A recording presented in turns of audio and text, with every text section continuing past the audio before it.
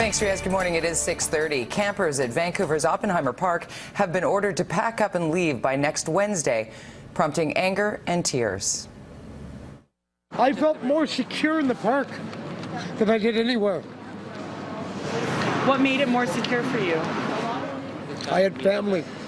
I made family. I have no family. I have nobody. In granting the injunction, the judge said she was satisfied Park Board officials would dismantle the tent city in an orderly and sensitive manner.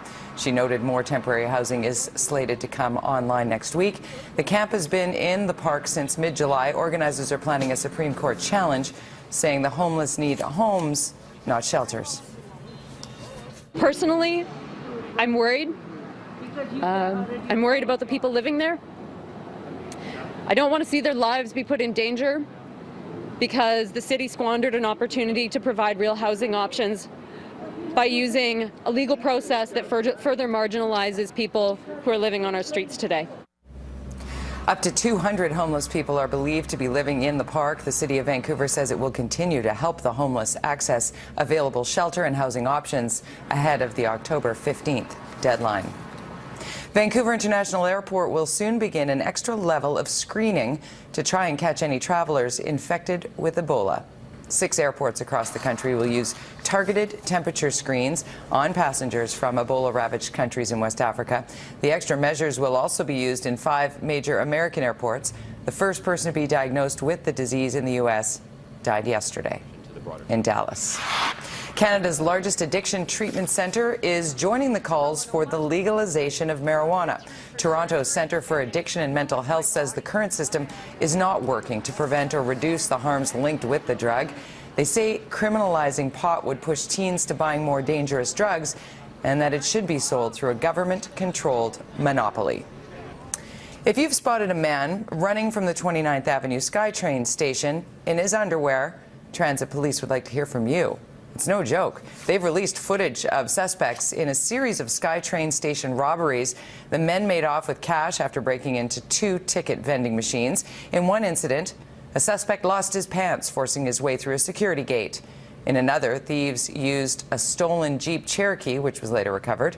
All 5 thefts happened in August, 2 at Metrotown and 1 each at Lake City Way, Patterson, and 29th Avenue. Distracted driving is the 2nd leading cause of fatalities on BC roads, so the province is taking action. Greg Harper joins us with more from Coquitlam. Greg? Good morning, Jody. We're overlooking Highway 1 in Coquitlam this morning, observing what has been a smooth commute. Hopefully we're not watching any distracted drivers. If you are someone that likes to use your device when driving, this could be a very costly mistake. Starting on October 20th, drivers who are caught using their electronic devices while being behind the wheel will receive 3 penalty points onto their license. This is in addition to a $167 fine. Those with more than 3 points on their license in a year will be paying more to renew their insurance. And if you think $167 is steep, it's a lot less than what distracted drivers in Ontario pay. There, the fine has risen to $1,000. We're having a look at the fines. My goal on the fines is to have a proportional scheme of fines so that they're based on risk and proportionate to each other. So we're having a look at the overall package of fines. Also, something else to think about here, a recent poll conducted on behalf of ICBC discovered that 84% of drivers who own a cell phone agree that texting while driving is risky, yet 25% of those surveyed admit to doing it. Jody? Fascinating numbers. Greg Harper reporting live for us from Coquitlam this morning. Thanks, Greg.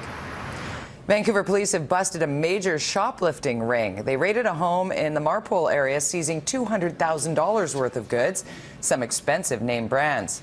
3 people were arrested and charged, while 3 vehicles used in the operation were seized. Can't combat this issue alone, that we really do rely on help from the public, and we do rely on tips that come in. So if people do have information about stolen property rings being operated in their neighborhood, please call us. Last month, officers also raided a home on the east side, seizing $100,000 in stolen goods.